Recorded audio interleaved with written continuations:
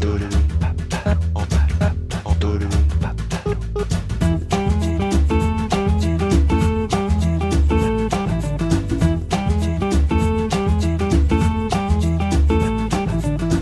and welcome to Original Lines, the podcast where we talk to original people living the creative life. Today's guest is Seattle artist Susanna Bluhm.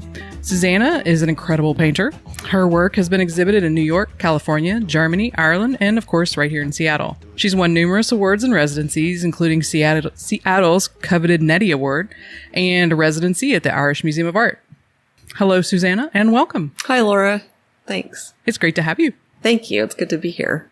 I think I'd like to just kind of dive right in and ask you, did you always know that you were a painter? Yeah, I think I did. There have been times when I've experimented with other media, and always come back to painting. So drawing and painting is what I've done my whole life, and that's what I always come back to. Yeah. Were you encouraged as a painter, art in general, as a child? Was that? Yeah, I mean, I was allowed to I colored.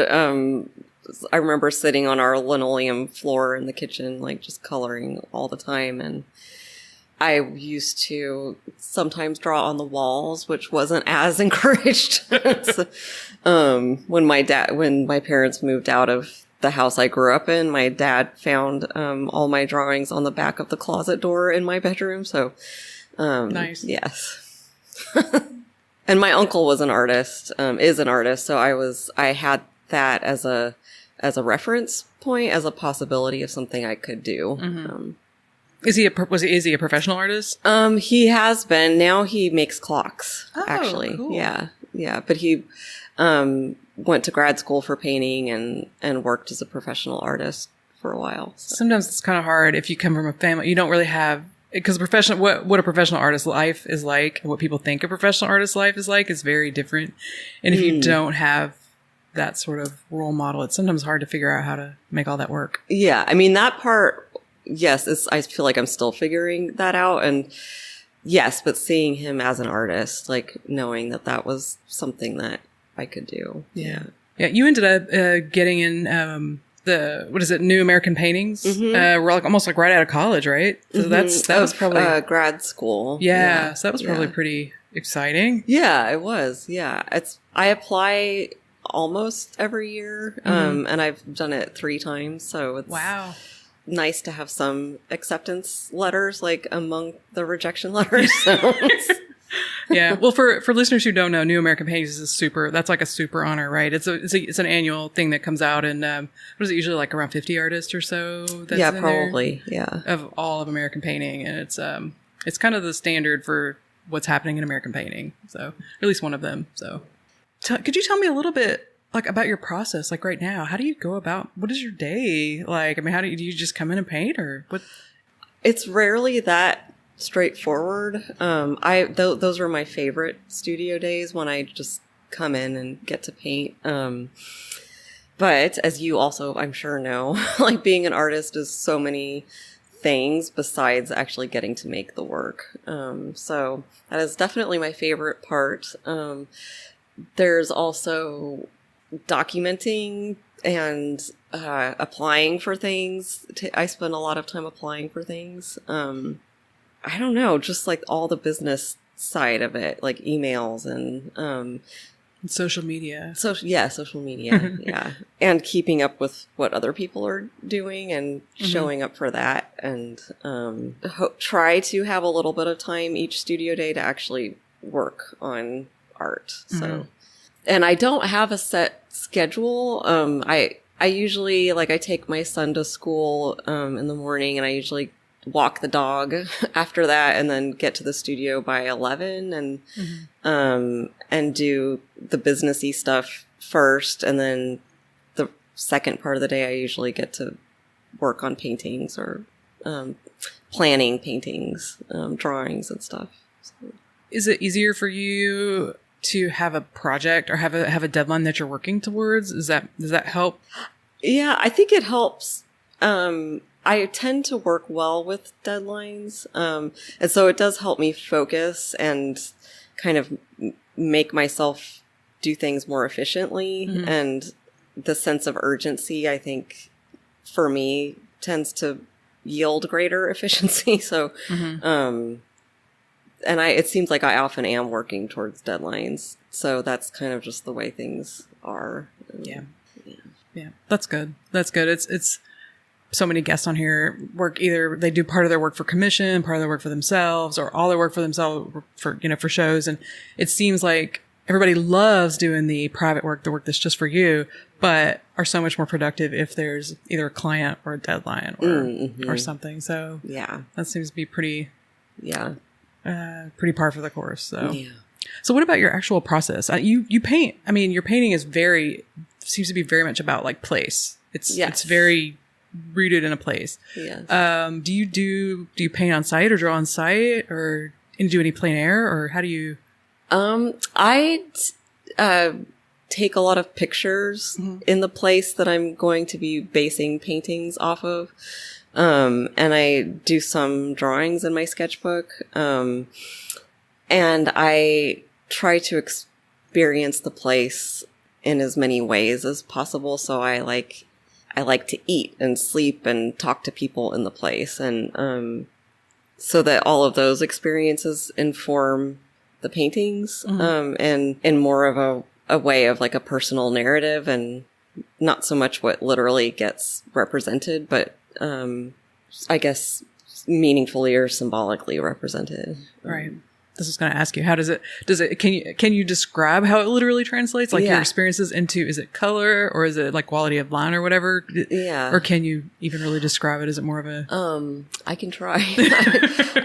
So I do often, when I'm doing paintings, I'll do like a series at a time of maybe like 7 to 10 or 12 paintings. And I will base them, usually as a starting point. Each painting is based from a photo that I took. And so I use that as a starting point for like composition and color. And I like having that.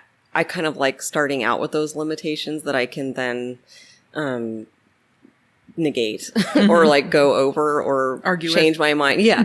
But I like having the sort of problem to solve at the beginning. And so I start with that. And I start by actually really looking at the photos and remembering, being there. And I do a lot of my sketching and drawing and kind of preparatory work actually on the painting. So it's like I start by paying a lot of attention to the photo, and then I sort of pay less and less like as I work on the piece. So it's like I start by kind of drawing on the canvas and then underpainting, what I see as like the underlying colors kind of lighting up from inside which is kind of different from place to place. Like the color I'll choose to be like the base layer. And then I'm kind of working on all the paintings at the same time. So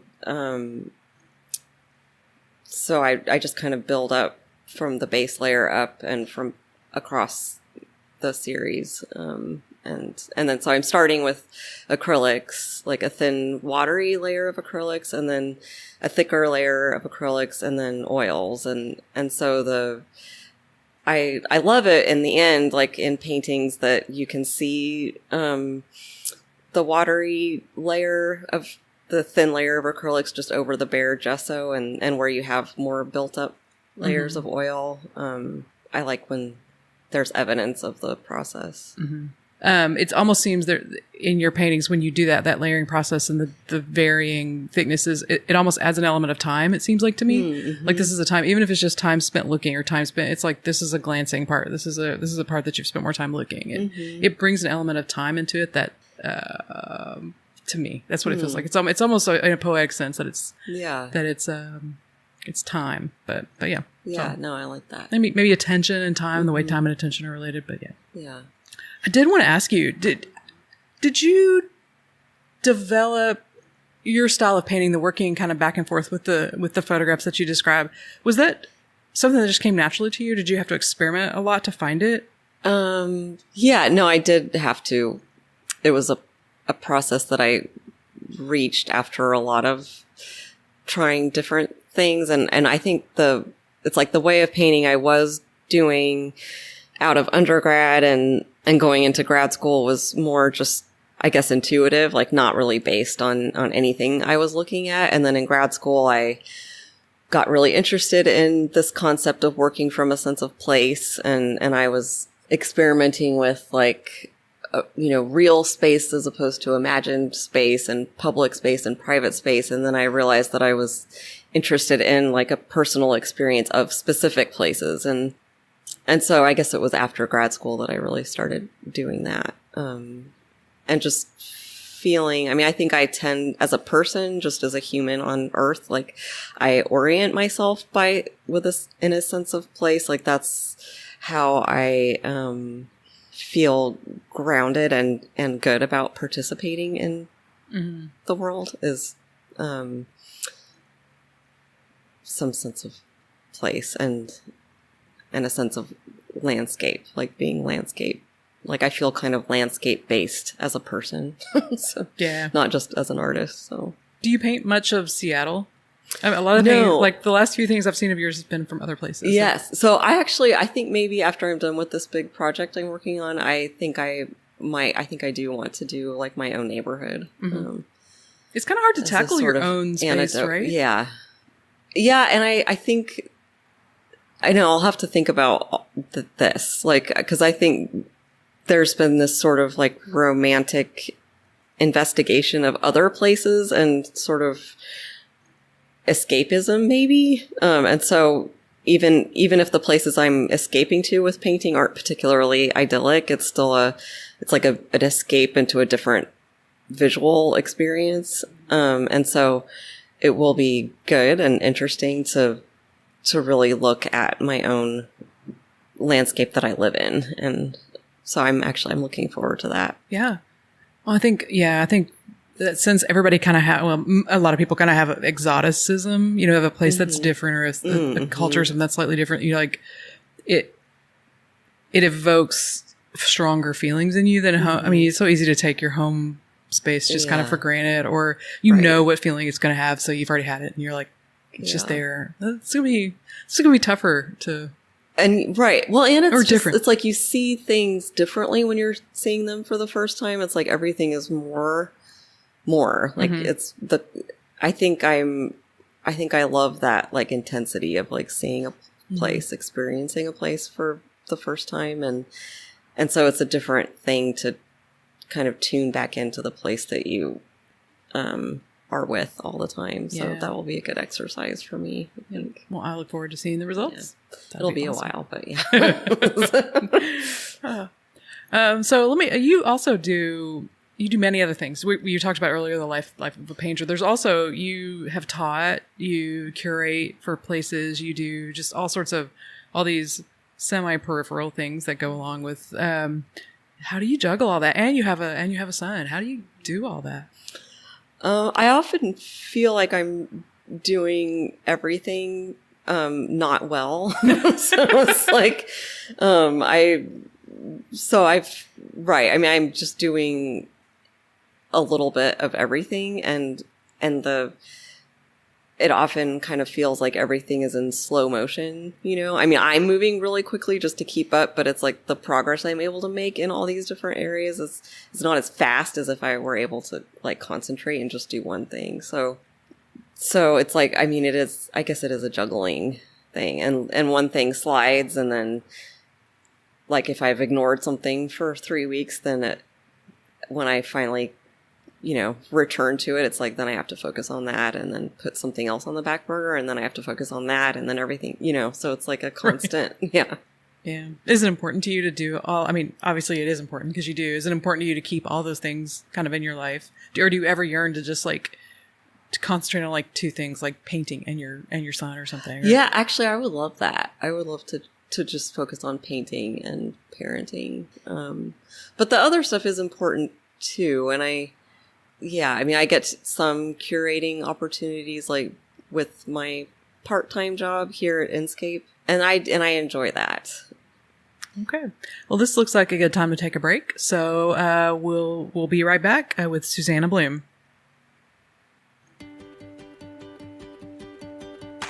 Hey there! Did you know that you can find Original Lines on both iTunes and Stitcher? So whether you have an iPhone or Android, you can always catch the latest episode. Be sure to subscribe to us, and we love reviews. Thanks! Okay, and now we're back with Susanna Bluhm. Susanna, I understand you have a project underway right now called the Red Country Project. Could you tell us a little bit about that? Yes. So I decided after Trump was elected president that I wanted to go to as many red states as I can and make paintings about my experiences in each state. So I'm taking short trips. It's not really a grand road trip around the country. It's like lots of short trips to the states that voted for Trump. And I'm asking people there where they think I should go in their state. And then I go to those places and take lots of pictures and do some drawings and then come back here to Seattle and make the paintings. Cool. You've been to, 2 or 3 states already? I think it's like 7. Oh, have you? Wow, yeah. Okay. Mississippi, Louisiana, Arizona, Montana, Florida, Georgia, North Carolina. Wow. Yeah, I haven't finished writing and painting all of those places. Like, I'm going to be painting these states, like, after Trump is gone, hopefully. Yeah. So, yeah. But I'm visiting faster than I can paint. Right. So, right. Yeah. So how's that been? Have you told people about about the project, and what's your response? Yes, it depends. Like how much detail I go into depends on the person and the place. And I'm getting better at. I realize that it's important to share my story and where I'm coming from with these people that are sharing their stories with me. And yes, but it depends on the place and the person and who I'm talking to. Yeah. Yeah. When you go, are you staying with friends or relatives, or do you just go and pick a place just kind of at random and then start from there? How do you pick the place? I'm applying for residencies and staying with friends and family. My wife's family is largely, they're all in the South. They're, so like we visit my in-laws every year in Florida. Mm-hmm. So yeah, like friends of friends. And then I'm going to Tennessee next week. And that was a friend of a friend from grad school who invited me to come give a talk at the University of Tennessee at Chattanooga, where she teaches. Mm-hmm. And then I was invited to do a show in an artist run space in Nashville. So it's kind of just word of mouth. Like I put a post on Facebook saying I was doing this project, and I had a lot of people invite me to stay with them, and that was great. So I kind of am going where the opportunities are arising. So that's largely how the schedule has been set up. And mm-hmm. So how have the people in the States, right? They're directing you to mm-hmm. locales, right? Like sites. Yeah. How is that? Like what kind of sites are they sending you to? That has been super interesting. And I've really loved the range of places that they've told me to go. And it's interesting, like the way that people interpret my question so differently, which is, it's all good. Yeah, like I am equally happy to go to beautiful parks or like this girl in Savannah, this young woman who was working in a hat store that we walked into, told me to go visit or at least look at the outside of the house that her grandmother lived in. And she, the woman told me she was homeless several times in her life, and her grandmother is the one that took her in and where she stayed till she got back on her feet. And her grandmother's house was a place where it was kind of like the community center, like people like family members and friends and neighborhood people would all come and gather there and eat. And so we went to the house and took pictures of the house, and I have yet to paint it, but, and then, so there's places like that. And also in Savannah, I got lots of good stories in Savannah. It's like, it was interesting because like the people there, like almost everyone I talked to, like all I said was, can you tell me where you think I should go? And it can be a personal place or a beautiful place or an ugly place or a place that's important culturally. And everyone in Savannah somehow like knew immediately a personal place, like at the top of their heads that they just shared with me. So it's like this young man and working in the famous cemetery in Savannah. I think it's the Bonaventure, if I'm remembering that. But he told me to go to the oldest restaurant in Savannah, which is where he had I think it was his first job, and he got the job as a teenager working in the restaurant. And when he got the job, he did not believe in ghosts, but when he was working there, he had some experiences where now he absolutely believes in ghosts, and so it was a life-changing place for him. And so, yeah, so it was interesting to go. I guess that is my favorite thing, is when people are telling me to go to places that they have shared some kind of story with. But I'm also happy with, because it's really normal for people to want to kind of share what they're most excited, most proud about their state, so it's like, this is the most beautiful place I can tell you to go that really shows off where I live. And so I'm excited about those too. And so it's a big range of places. Yeah. Well, has visiting visiting all these red states and talking to these people personally, I mean, I know you're not like, or it seems like you're not engaging the political directly. Has it affected you in any way?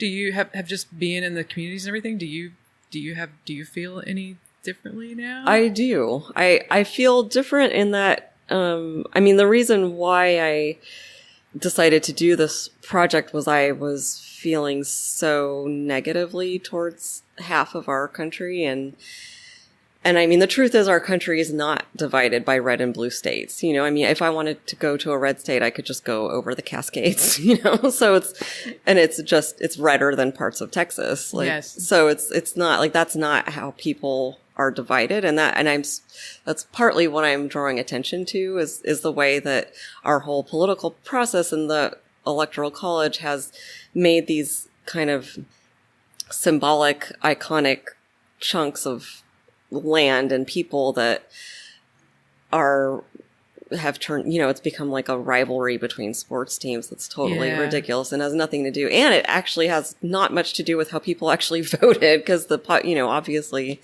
the popular vote, like, is not what decided the election. It's this concept of red and blue states that decided the election in the Electoral College. And so it's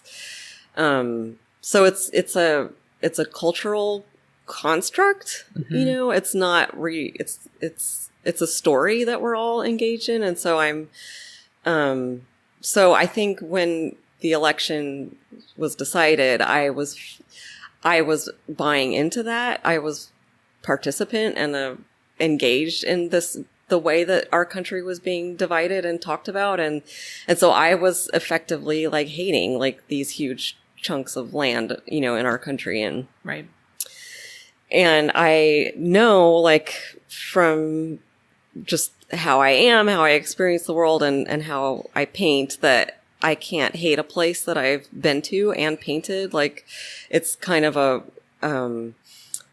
there's somewhat of a love act for me, like painting a place. Like, so I don't end up hating places after I go to them. So it has changed me, and I'm seeing the places for what they are. Whereas in my, I hadn't been to most of these states before, this project. So I'm seeing them for the first time. And so now I have actual personal experiences to inform my impression of them, as opposed to this abstract idea of, this red swath of, right. Our country. So it's totally changed my my personal experience, like, of these places and my feelings. I mean, it's given me something positive for myself to focus on right now. And it's also given me an excuse to talk to people that I don't usually have an excuse to talk to, and to ask a semi-personal question right off the bat. Like, that's not something I usually do. So it's been good for me to have that opportunity and to have a personal exchange with people in parts of our country that I, hadn't had the opportunity to interact with. So it's absolutely changed me. I mean, not politically, like I don't vote anytime. I mean, I feel even more, I feel more adamant about my, voting and my own, I mean, that's the longer Trump is president, the more solid my beliefs about all of that are. So it's not so much a, and likewise, I'm not going there trying to change anybody's mind. Like, I don't have an agenda of, that. So it's just about having a personal experience. Well, that's when you made that distinction, it made me think there were several projects based here in Seattle. I remember right after the election, it was Crosscut. Was it the Gray Project? They sent people out to the red counties, and they would gather coalitions of people, like 12, 14 people, from that were definitely voted blue, and then they would have weekend long, like 2-day long workshops, like mediated dialogues back and forth, hoping, but they did engage directly on the political issuos. Mm-hmm. And they said, I think I did hear about that. Yeah, I think it was the Gray Project or something like that. And Crosscut Magazine was the one that presented it. But apparently they went well for the first day, and then by the end of the second day, everything had kind of deteriorated. Everybody went back to that sort of rivalry kind of a thing. Right. But they were focused directly on the issues that are divisive, right? Mm-hmm. Instead of focusing on the things we have in common, like the love of this place or the love of whatever, so it enhanced that aspect of red team, blue team. Right.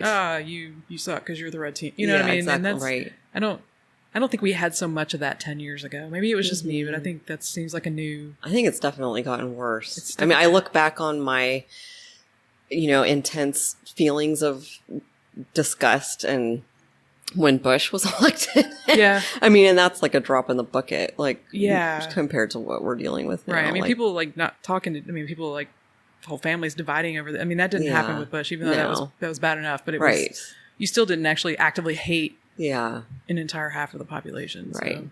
Yeah, exactly. Regardless of which half you are, the other people are terrible. But. Yeah, no, that's gotten worse for sure. Anyway, let's get back to your project. The other thing that was interesting to me is you are reading, alongside doing this painting and these trips, you're rereading Moby Dick. Is that right? Mm-hmm. Herman Melville's very, very voluminous classic. How is that working? Is that... It's kind of been a really amazing sort of subconscious journey that I didn't it's when I just made the decision to read Moby, because I hadn't read it before this project, but in the back of my mind it had always been, I'd had this concept of it as this epic journey of trying to find find something and somehow I guess conquer it in some way before it conquered you,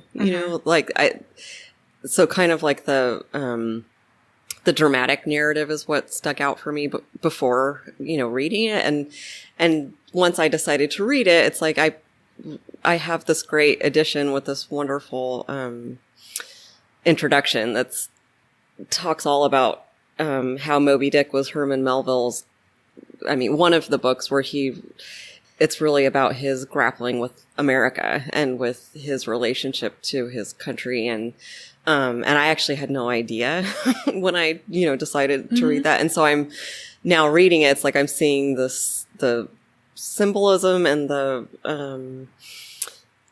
and I'm identifying with many of the characters. Like, I do partly identify with the monomaniacal Ahab who's like in pursuit of this whale and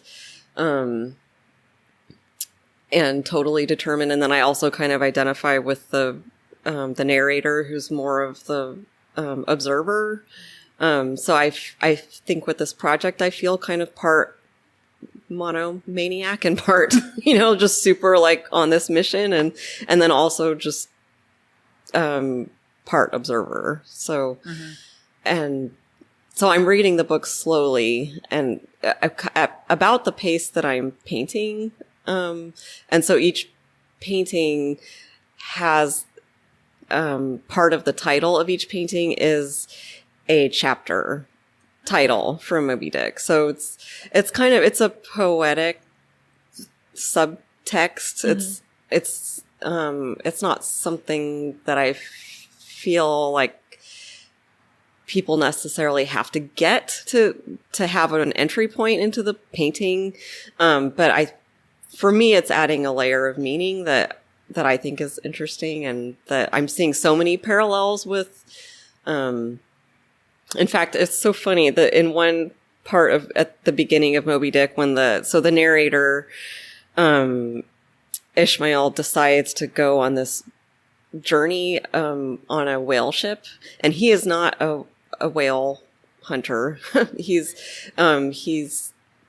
I don't even know if his official occupation is really talked about, but I mean, I'm thinking a writer, like obviously like Melville, but he decides to go on this journey kind of and it's a working journey. Like he's working as a member of the crew, on this whale ship. And, but it's like, he's also doing it for his own sense of curiosity and his own, personal journey that he feels like he needs to take at this point in his life. And so at the beginning of the book, like he's talking about how he imagines himself like on the cover of the newspaper, like, and it's like sandwiched between headlines. Like at the top of the page is like U.S. at war with Afghanistan. And then the next is Ishmael embarks on, whale voyage. Like, and he imagines that, he's going to be top news and everyone's going to care that he's embarking on this journey. And I just had to laugh, like, obviously at myself. Like U.S. at war with,